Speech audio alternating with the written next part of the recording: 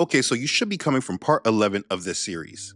These videos are a part of a topical series and should be watched from the beginning in order if you're going to understand what is being presented.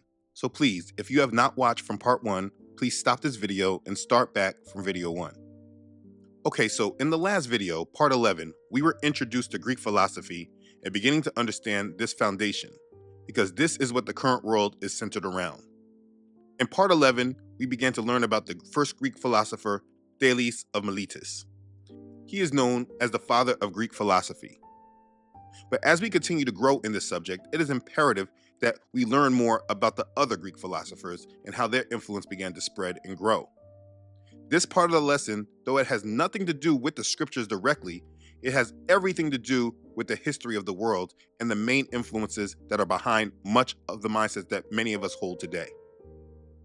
If you review the history of the Middle Ages, also known as the medieval period, this is a time period that generally spanned from around the 5th century following the fall of the Western Roman Empire until the early 15th century at the time of the beginning of the Renaissance. This 1,000-year period is a time period that Christianity began to spread around the world. You would not be Christians today without this history that followed during this period. Whether you want to believe that or not, it's just history. During this time period, amongst the Christians, Aristotle was the primary influence of thought amongst these people.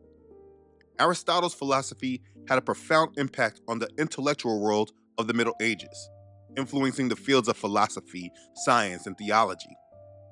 Aristotle's ideals became the foundation of Western scholasticism, the philosophical system of the Middle Ages.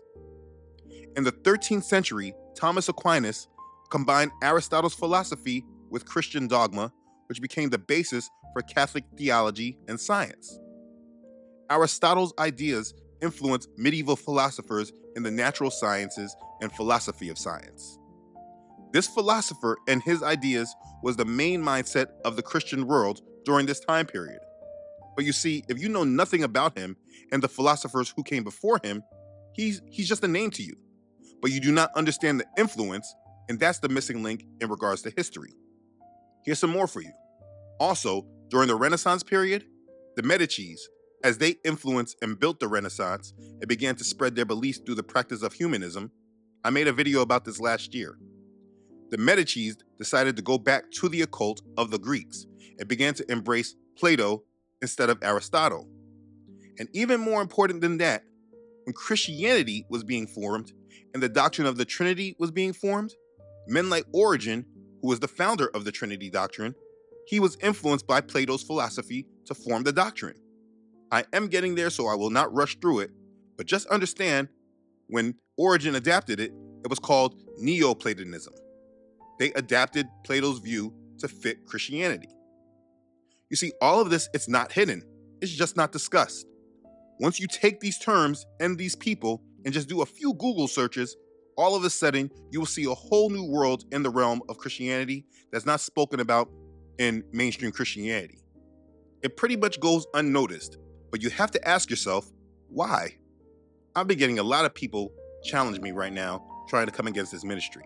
And before I started this series, I knew that when I started speaking against Christianity, it was going to happen.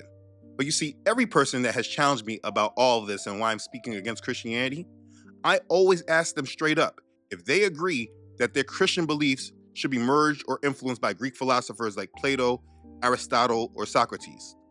Now, while all these critics want to easily yell out that I'm a false teacher, not one of them actually want to deal with the elephant in the room. They just want to wipe off all this Greek philosophy and all this Greek influence. They want to act like it doesn't exist, but it clearly does. So many people are being used because now that Satan and his influence, it's now being exposed, he's now sending out his minions against me to either distract or deter me, but it's not working. I want you to understand that Satan has been hiding in this whole little realm of Greek philosophy, and he has not made it known to the masses, which is why people do not know it. And if you bring it up, they just want to act like it's inconsequential. But the more you start understanding this, the more you will see how big of a deal this is. And that's what I'm going to bring out. You see, the fact is that Christianity is heavily influenced by Greek philosophy. And if you don't know anything about the philosophers themselves, then why would you think that this even matters? This to me should be a subject that every Christian pastor or one that tries to defend their Christian faith should be able to deal with directly if they want to say my premise about Christianity being a faith of tares is false. You see, the Greek philosophy and the Greek influence being mixed in with the faith of the Hebrews is the reason why people need to go to theology school and go to seminary training, because they need to be taught how to merge the Greek philosophy in with the Christian faith and make it seem like it's just biblical beliefs. They are being merged and people aren't being told. This is why they need training, because why would you need training to read your Bible? Why would you need training to be led by the Holy Spirit and understand what the scriptures are saying? Everyone that is a pastor that says that they're in seminary training or in divinity school, they are being led by other influences, but they think it's proper. It's not. All right. So I want to say a few introductory things about what we are going to do this semester and why it is important to do them. This is a course in Old Testament interpretation. Loosely translated, that means that this is a course in which we try to help you understand what the Old Testament is, how it has been interpreted, how it contributes to the lives of faithful people in contemporary communities of Christians, Jews, and Muslims, and most important, how to become responsible biblical interpreters ourselves. We take the course title seriously. I've already said that. This is a course in Old Testament interpretation. Anyways, I have men that comment on this channel often, and they seem to come from a good place in their heart. They just don't want to actually deal with the fact that they're being lied to, so they think that come against me and I'm the enemy, or I just got to be misled, or whatever it is. So they don't really want to deal with what I'm actually saying, and they think it's more about me and less about the information. They say things like this: Christianity has been my religion for many years, but I didn't receive my understanding from the early church fathers. I've actually studied the Bible under the guidance of the Holy Spirit, not man. And this is what they think. But then people will say that Christianity is their religion and that they receive their understanding from the Bible only. But here's the thing: there is no religion of Christianity in the Bible. So just calling yourself being in the religion of Christianity has to be with some kind of influence. Somebody has raised their hand and said, this is a religion of Christianity, and you have attached to it. You can't say that you are influenced by nothing, but then you're in the religion of Christianity. It makes no sense. It's double-minded. You see, most people are unaware of how their belief in the Bible has even been brought to them. We are not without influence. This is how Satan deceives the whole world. And the thing is that if people are so proud that they do not want to admit that there could be influences and tricks from Satan that they have come up against, then they will always live in deception. There is not one person awakened today that cannot say that they have been lied to. And if this is a hard thing for you to admit, it's only because you are still very much trapped in lies. I'm just giving out information about how the lies got there. And these Greek philosophers are a major source of how these lies got there. They are not spoken about, and they're highly glossed over, though. And so I'm going to teach about them and who they were, so we do not live in ignorance. Hosea chapter 4, verse 6 says, "My people are destroyed for lack of knowledge. Because you have rejected knowledge, I also will reject you from being priest for me. Because you have forgotten the law of your Elohim, I also will forget your children." I simply want to do my part in providing knowledge about important subjects that are a main influence of the world that we live in, but yet are not spoken about. If people were just reading their Bibles and applying what it says, then there would be no reason to use these teachings. But the thing is that all these people being trained in seminary schools, going to divinity training, they are learning about the Greek influence, but it's being taught to them by people that they trust, so they're not computing that they are being taught a different way than what the basis of the scriptures are actually based by. And that's why they go against Hebrew roots and say that this is wrong and this and that, because they're not being rooted up in the scriptures. They're being rooted up in the faith of Christianity that is influenced by the Greeks. And I have no tolerance for it. And this is what you're seeing through these videos.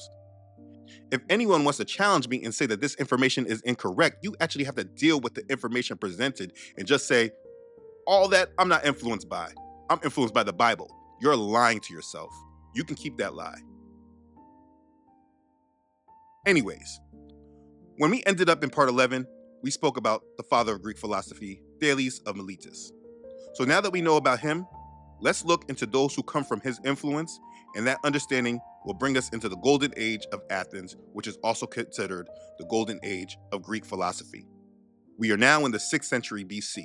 Nebuchadnezzar and his Babylon is said to have first destroyed the first temple in Jerusalem in the beginning of the 6th century BC, about 586 BC.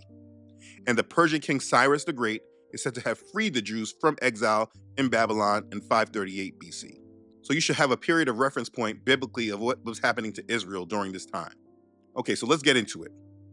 So around 530 BC, a philosophy based on the teachings of a philosopher named Pythagoras was thriving in a Corinthian colony in southern Italy. Pythagoras is best remembered for his mathematical formula known as the Pythagorean theorem. Pythagoras was influenced by Anaximander, a Greek philosopher who was a student of Thales.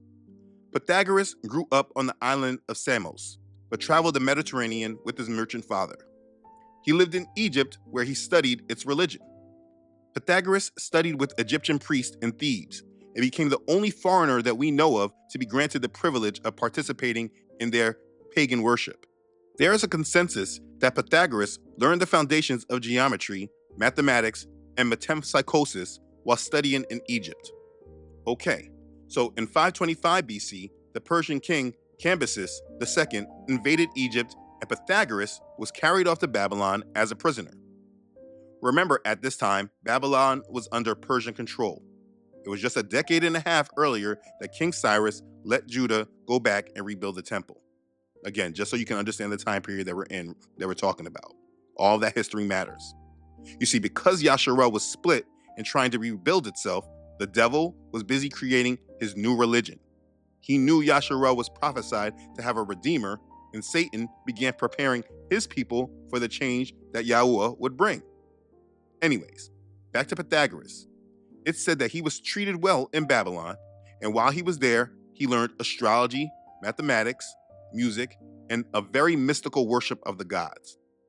You see, in his travels to Egypt and Babylon, he was being initiated into the mystery religions. He was initiated into the Egyptian and Chaldean mysteries and became well-versed in the esotericism of both the East and the West. And from this, he created a philosophy containing elements from both science and the mystery religions. So understand this right here. Greek philosophy is just the Greeks' adaptation to the mystery pagan religions of the Egyptians. All their knowledge comes from the Egyptians. Make sure you understand that. And from this influence, he founded Pythagoreanism and the philosophy of the Pythagoreans. This was a philosophy that included the belief in transmigration of souls, aka reincarnation. Also, a belief that the key to knowledge is contained in mathematics. And a belief that life of harmony is obtained through contemplation, music, and gymnastics. Pythagoreans developed a complex doctrine in the mystic meaning of numbers. They also practiced vegetarianism. In Albert Mackey's Encyclopedia of Freemasonry, Pythagoras is mentioned in much of the symbols and items. In the encyclopedia, when reading about him specifically, they write, on his return to Europe, he established his celebrated school at Crotona, a Dorian colony in south of Italy, about 529 BC, much resembling that subsequently adopted by the Freemasons. His school soon acquired such a reputation that disciples flocked to him from all parts of Greece and Italy. Pythagoras taught as the principal dogma of his philosophy the system of metempsychosis, or the transmigration of souls. He taught the mystical power of numbers, and much of the symbolism on that subject which we now passes is derived from what has been left to us by his disciples, for of his own writings there is nothing extant. Okay, so what I'm saying is that Pythagoras was a great influence of the occult and esotericism for the Greeks. His influence is well known even within Freemasonry, but they say that it's not by his direct influence, but by those who followed his work down the line. And this is how Greek philosophy goes. It goes from one teacher and it goes passed down the line. And the reason why this is important, like I said, is because in many ways, Pythagoras, he laid the foundation for future Greek philosophers. So that's why you need to understand him. So let's keep going through these philosophers. let's go through the history. Nearly a century after Pythagoras, Athens and Sparta went to battle in the Peloponnesian War. The war significantly weakened the Greek city-states, particularly Athens, and it left Greece divided and vulnerable. With a major power shift that moved from Athenian dominance to Spartan control, and this led to widespread economic hardship. Okay. Athens, it was once a powerful naval and political force, but now that it lost its empire and its influence due to the war's outcome, they experienced significant economic and social disruption. And so because of this, a new philosophy fueled by the effects of being overcome by war formed among a new generation that was made soft because of the prior success by the Athens. You see, these people, they were dealing with the great success of Athens, and they became soft and spoiled. But then after their fall, a new mindset began to emerge. The people began to question the old ideas of absolute good. And this new movement taught that virtue was defined by personal desires and personal feelings. And this brought about materialism. Materialism became the ultimate goal of life. And these new philosophers that began to spread this ideology were called sophists. Sophist is said to mean clever or skilled man. The sophists traveled from city to city, teaching various subjects like rhetoric, philosophy, and politics to wealthy young men, often focusing on the art of persuasive argumentation and achieving erit or excellence in public life. And of course, they did this for a fee. Their teaching methods, often seen as prioritizing winning a debate over absolute truth, it eventually gained a negative connotation known as sophistry, which now refers to intellectually dishonest arguments or manipulation of logic. Now, let me say this. You see, in Christianity today, everyone wants to debate this and debate that. If you look on YouTube today, there's not a lot of teaching. There's a lot of debate. People want to debate this and debate that. This is the culture in Christianity. It is a common practice that is just accepted, but people, they don't recognize where it comes from. Understand, debate was not a mindset of Yasharel. It did not come from them. Nobody debated about Yah and his ways. They weren't allowed to. He spoke what they needed to do. They followed it. They believed it. In fact, understand, the rebellion of why Yahusha was murdered did not start until the Pharisees and Sadducees began debating about him. You see, while the Pharisees were largely resistant to Greek culture and they actively rejected the Hellenistic practices, they still were influenced by some aspects of Greek thought, and debate was a part of this. And this practice is what led to the rebellion that actually crucified our Messiah. What I'm saying here is that debating, it's not a culture of Yasharel. It is a culture of the Greeks. And every Christian that believes in this practice is just showing they're influenced by the Greeks, but because of lack of information, they don't recognize where it comes from. These same tactics that people apply today is what led to the crucifying of our Messiah back then. And these same Christians that practice this will lead to the persecution of those living in the truth when the time of the Antichrist comes. Just saying. This is why I reject the way of the Greeks. Anyways, let me get back to it. The sophists, in regards to materialism, believed that all matter was comprised of the smallest particles called atoms. They believed that the material universe, including human life, was a result of blind chance. They claimed that all cultures and religions were human inventions. The existence of the gods were debated, and some sophists, they even promoted atheism. And the reason I bring them up and the reason they are important is because of who followed after them. You see, the philosopher Socrates, 460 to 399 BC, he was one of the philosophers who stood against the sophists by arguing for the existence of objective standards of good and evil. Socrates is noted as the founder of Western philosophy and was known as one of the first moral philosophers of ethical tradition of thought. Though Socrates was not around after the time of Pythagoras, he absolutely was influenced by Pythagoras. Socrates' belief about reincarnation, also known as transmigration of the soul, were similar to those of Pythagoras and the Pythagorean society. All this is the mystery religions being passed down. Please don't forget this. It's not just about a way of thinking. It is the occult and dealing with spiritual demons that are giving them this way of thought. Socrates, he taught that instead of abandoning oneself to passions, human emotions, and impulses, the virtuous person controlled his thoughts and emotions through the study of philosophy. By living a virtuous life and doing good deeds, a person could obtain true happiness. But look, he was not well received at his time, and he was a mockery to most Athenians. The Athenians actually demanded that he denounce his philosophy, and when he refused, they demanded his suicide. But through that, Socrates stated that he did not fear death because it is the goal of philosophy to reject material things and prepare the soul for the afterlife. You see, Socrates brings a divide in Greek philosophy. When you understand philosophy up until the time of Socrates, in history it's labeled as pre-Socratic philosophy. As I explained in part 11, philosophy first started with becoming a preference for rational explanations and argumentation over mythology. That's how it started. They emphasized rational thought and arguments and logic over using their mythological ways. After Socrates, though, philosophy shifted towards a greater focus on individual ethics and the examination of personal virtue. It has been said that Socrates' greatest contribution to philosophy was to move intellectual pursuits away from the focus on physical science, as was once pursued by the so-called pre-Socratic philosophers such as Thales, Anaximander, Anaximenes, and others. So leading away from the focus on physical science and into the abstract realms of ethics and morality. So he brought the divide in philosophy. And no matter the diversity of the schools which claim to carry on his teachings, they all emphasize some form of morality as their foundational tenet. And this right here is what paved the way for the acceptance of Christianity. So let me explain what this means. Before Socrates, good and evil was not really a concept thought of by these people. That was not their way of thought. They were lawless. Now, Socrates, he did not bring law to them, but he did bring the thoughts surrounding good and evil. And this is what began to prepare the Greeks, which then was taken over by the Romans. It provoked these people to a different way of thinking. Socrates' belief was that people don't desire what is bad.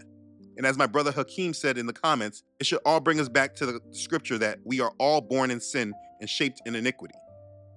Behold, I was brought forth in iniquity, and in sin my mother conceived me.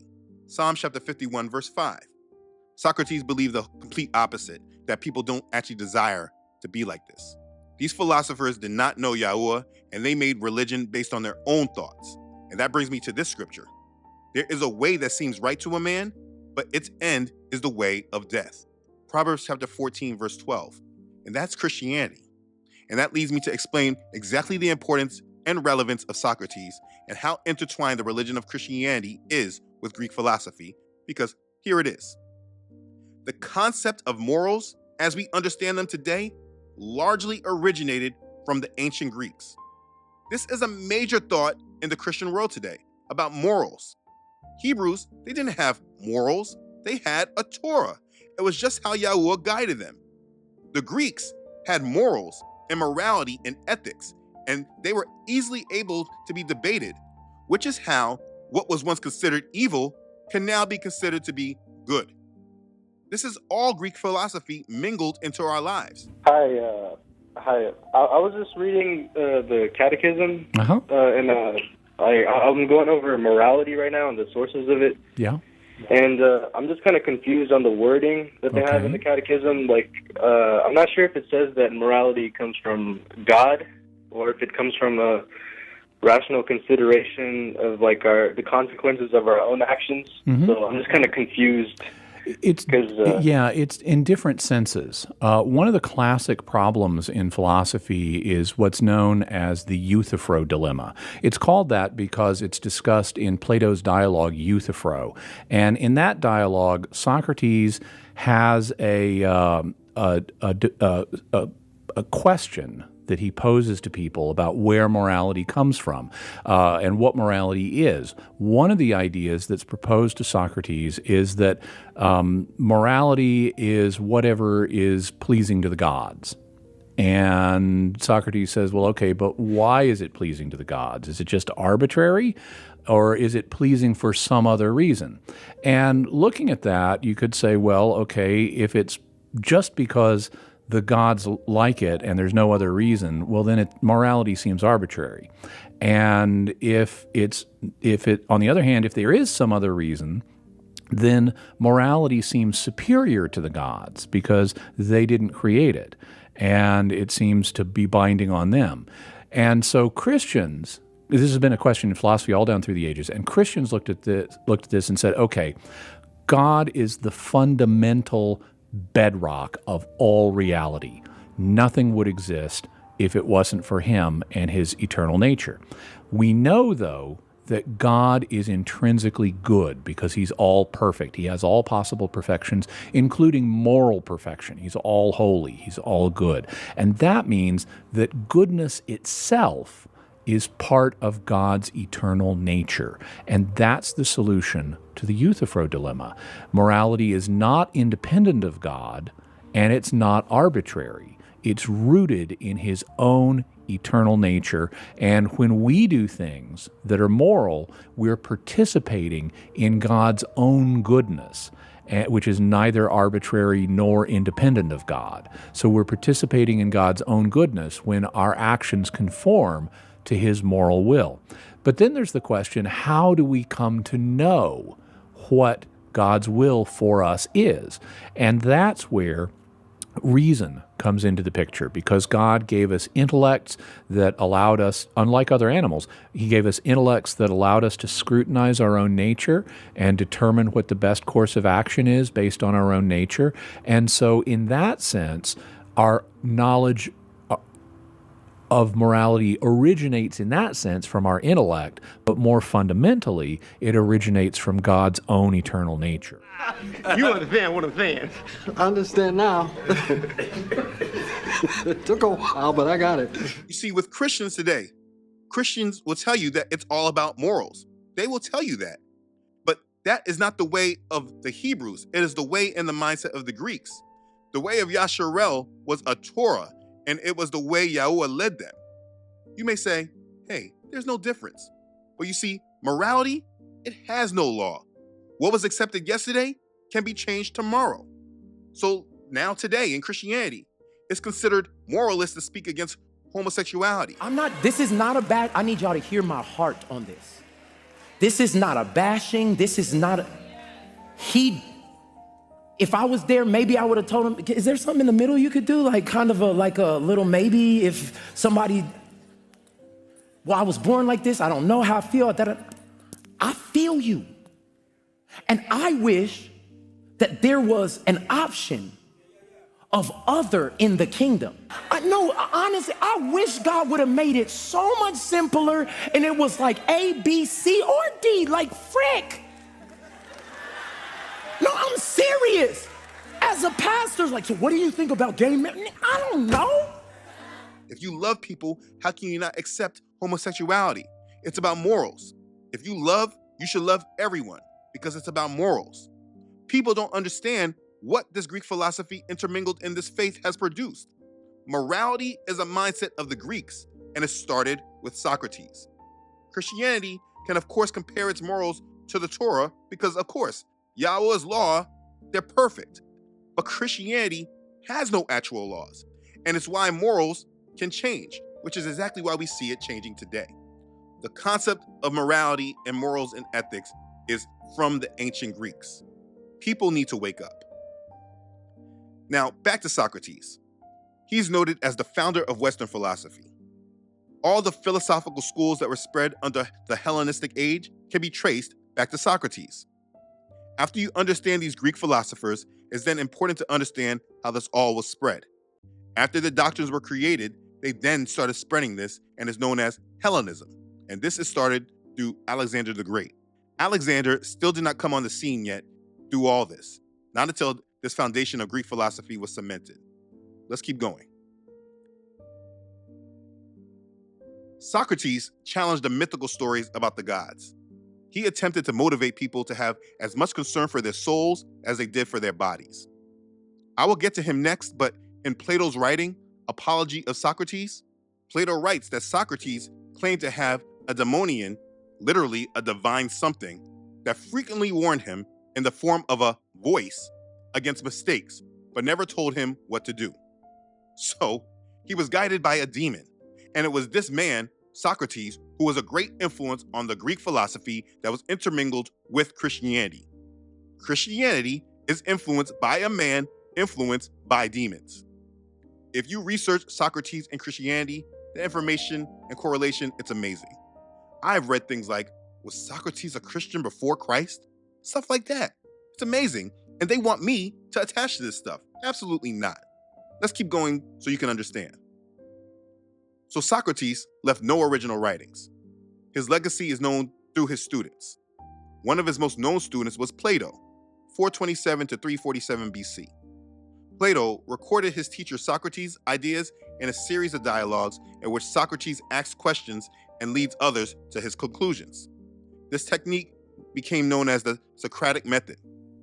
Plato is best known as the author of philosophical works of unparalleled influence and is one of the major figures of classical antiquity. Plato continued to develop and build his philosophy based upon Socrates' ideas. That was his teacher. Understand how this all worked. It went from Thales of Miletus to Anaximander to Pythagoras to Socrates, now to Plato. Each philosopher built a foundation that the next philosopher built on. And throughout it all, the mystery religions and their ideas were passed down through each of them. With Plato, he believed in two realms of existence, mind and matter. In the realm of the mind, or spirit, there are ideals or archetypes.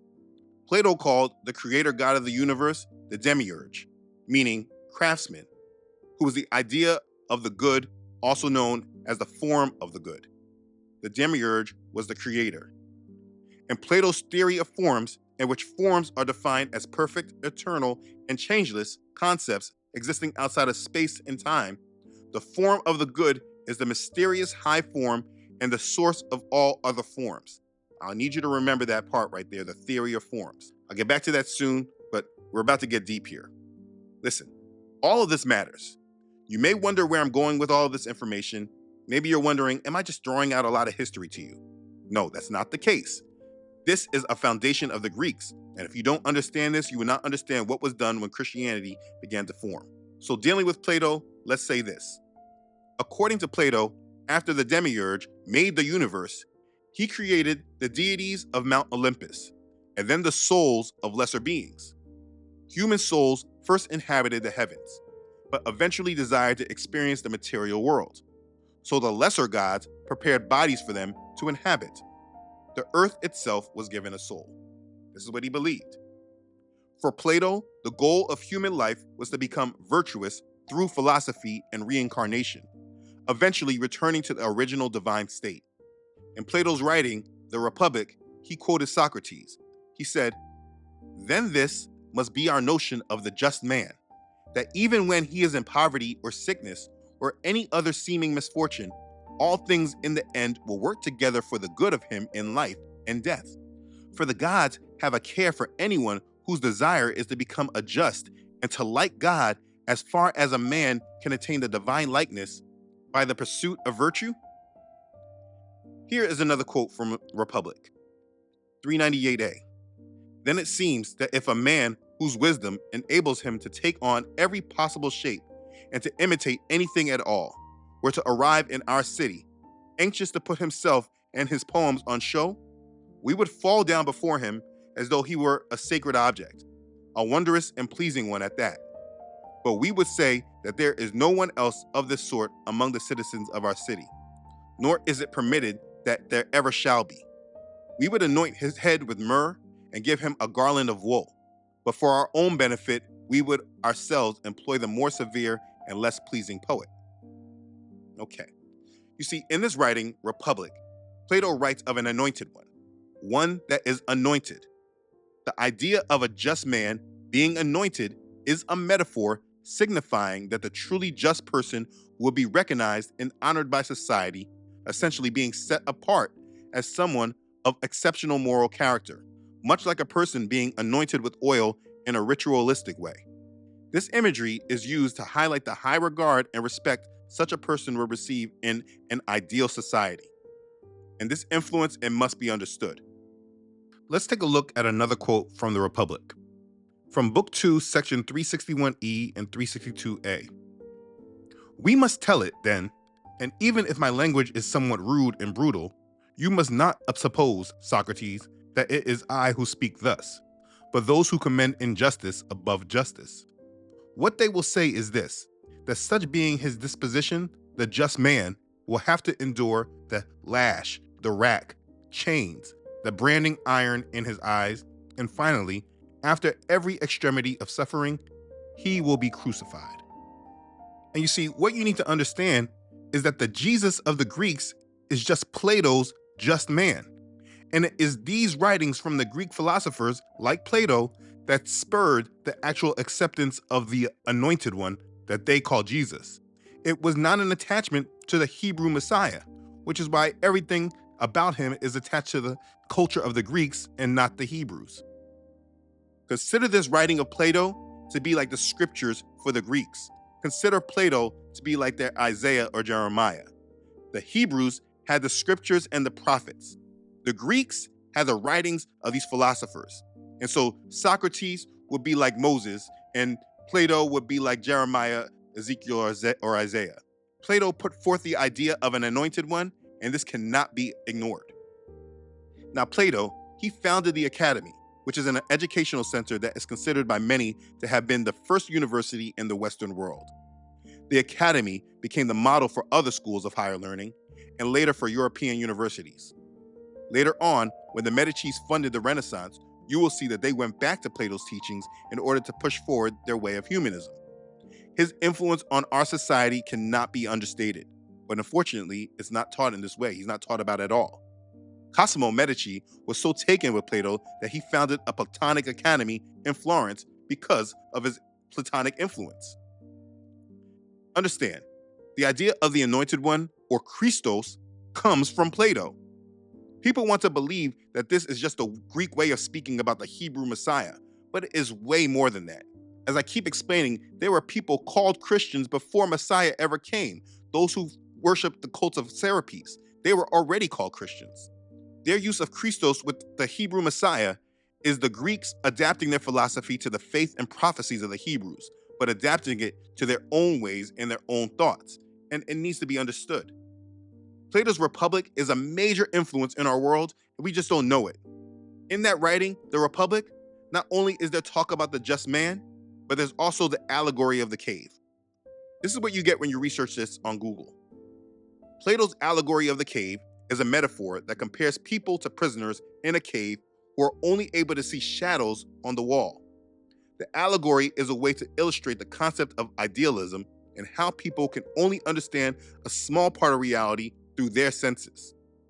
Plato's allegory of the cave is a passage from his work, The Republic, written around 380 BC. It has been used as a metaphor by philosophers for thousands of years to help people overcome materialism and superficiality.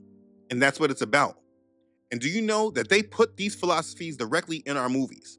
Like the movie The Truman Show? In this movie, Truman is a prisoner in the cave, only able to obtain artificial and illegitimate knowledge. They say this movie is one of the most direct adaptations of the allegory. Also, the movie The Matrix. It's one of the many movies that uses the idea of Plato's cave. The movie Interstellar. In that movie, the other realm that they were going to is the exterior of the cave. The main character, Cooper, must complete an arduous journey to reach it. In further inspection, we see that the Tesseract also uncovers the cave of knowledge. This knowledge not only is capable of saving the human race, but it also allows Cooper to communicate back to Earth and share what he has learned. They're teaching you Greek philosophy through their stories. The idea of Plato's cave has been used extensive in storytelling. It's the Greek philosophy being told to us through their stories. So when people like to say that they're not influenced by Greek philosophy, but yet our entertainment is filled with stories that use their Greek philosophy, you only say that because you don't understand Greek philosophy. The crazy plot twist of all this is that in our satanic world, it's influenced by Plato's philosophy. This world is created around Plato's allegory of the cave. The last thing I'll mention in regards to Plato is Plato had the theory of forms. We talked about it earlier. In this philosophy came one and the many. One and the many. Remember that. It's a philosophy from Plato. One and the many refers to the concept that a single perfect form underlies and gives definition to the many individual, imperfect things we experience in the physical world. Essentially, the idea that a single, universal essence, the one, is the source of all the diverse manifestations, the many, that we see around us. That's the philosophy. Now, why is that important? You see, this philosophy is the primary influence that Origen uses as he created the doctrine of the Trinity. Now, I will be getting to that soon. I'm getting close to it, but I'm just dropping crumbs for you to follow on your own. Let's continue on with discussing the philosophers. As I end with this study, I will end with the last philosopher, and that's Aristotle. Aristotle, 384 to 322 BC. He was a student of Plato. He developed a system of logic and scientific exploration. Aristotle divided philosophy into three categories: mathematics, physics, and metaphysics. He further taught that practical philosophy is concerned with ethics and politics, while poetic philosophy dealt with emotional reactions to art, poetry, and drama. His Nicomachean ethics established a concept of virtue ethics, emphasizing the cultivation of good character traits to achieve happiness, which continues to be a cornerstone of moral philosophy. He began the wider Aristotelian tradition that followed, which set the groundwork for the development of modern science. Western philosophy, including occult philosophy, has its roots in Aristotle and Plato. Until the Renaissance, the modern world was influenced by Aristotle's philosophy the most, as I shared in the beginning. You see, this information was hard to get through, but it had to be presented because this is the influence of the early church fathers. They were influenced by the writings and thoughts of these men before they ever heard of the faith of the Hebrews. What these men believed matters, and you can see that none of them were inspired by Yahuah. In fact, Socrates himself admits to being guided by a demon, and he was the main philosopher who prepared the Greek thought for Christianity. The work and thoughts of these Greek philosophers are highly involved with the esoteric and influences from the occult in many ways. We have heard of their names, but know very little about them. Again, Plato literally helped prepare the minds of the Greeks for the acceptance of a coming anointed one. His writing literally writes of a Christos.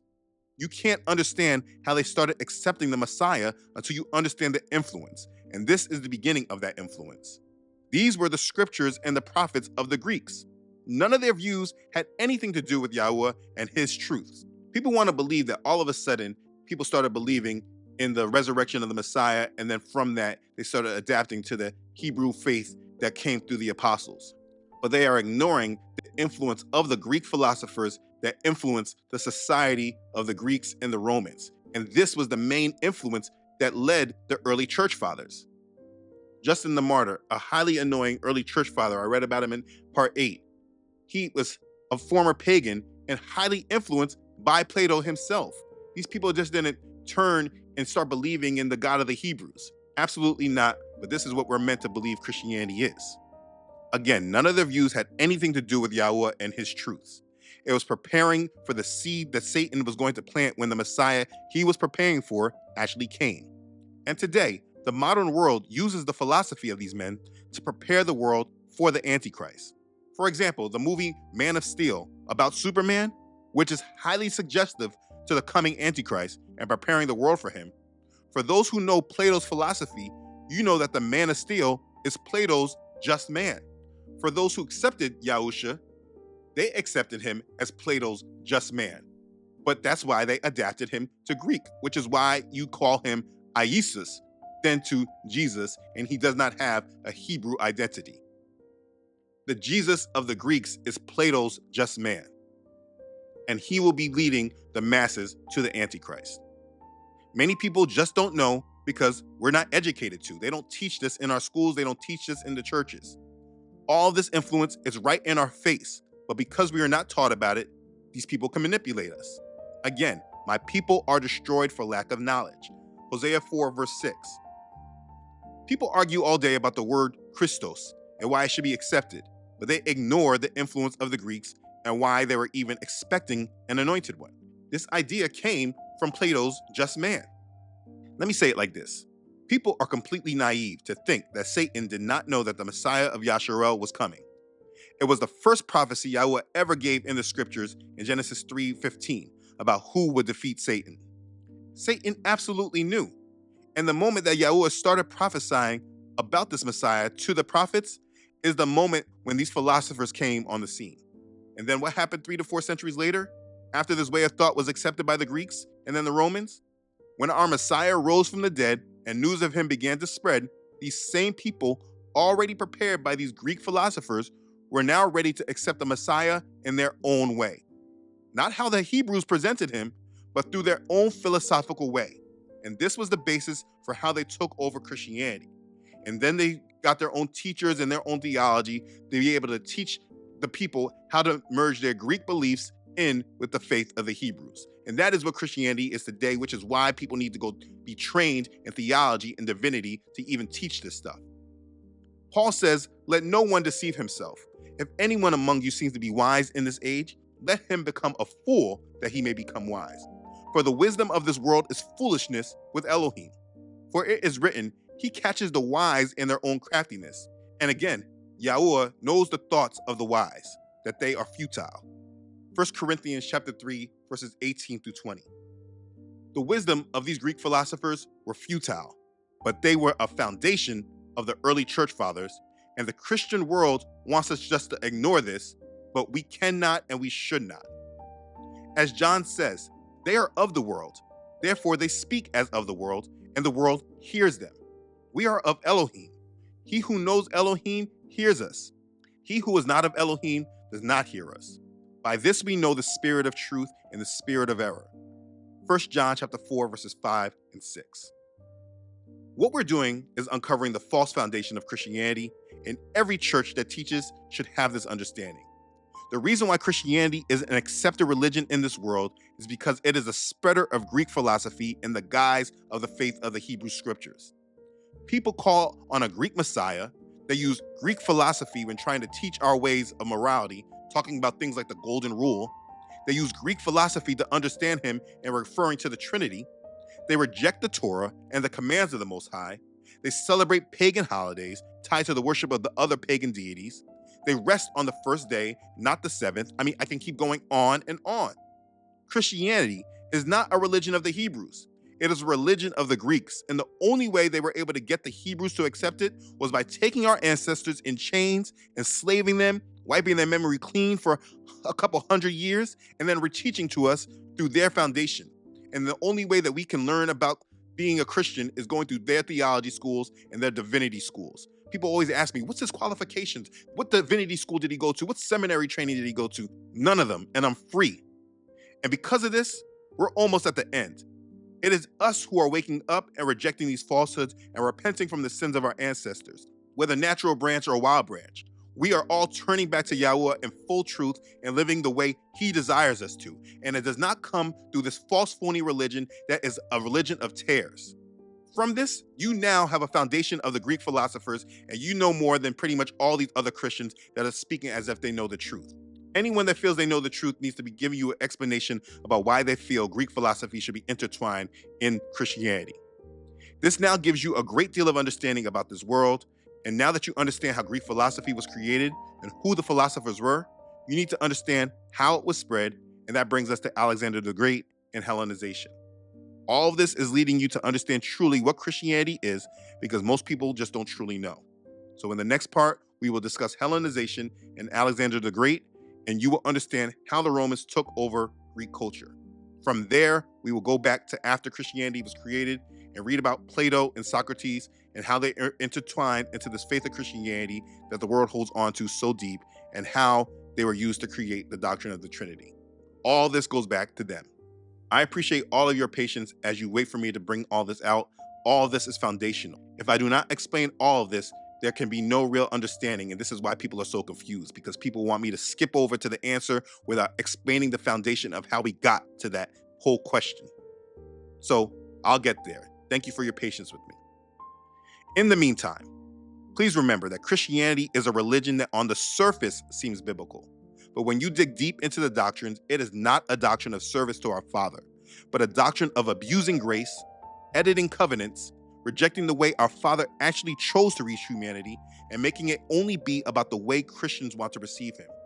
It lacks the love, obedience, and reverence for our Father that He deserves. And in the end, it does not prepare those who follow it to be ready for what our Father plans to do in the last days. If you desire to be ready for our Father and His plan for us, you must come out of this religion of tares and come to our Father in truth. Please move to part 13 in this playlist, and we will discuss Hellenization and Alexander the Great. Click the link to the next video, and let's talk some more. Be blessed. Hallelujah. Praise Yah. Okay, thanks again for watching. If this has blessed you, please don't forget to like this and share this with your family and your friends. This series should be seen by all who claim Christianity. This video series is highly important for those trying to be ready for our Father. This is part 12 of the series. Click the link or just move on to the next video in the playlist. As always, I want to thank all of you who donate and contribute to this ministry. This series would not be possible without your support. I thank you sincerely. Be blessed. Okay, thanks again everyone for watching. See you in part 13. I love you all.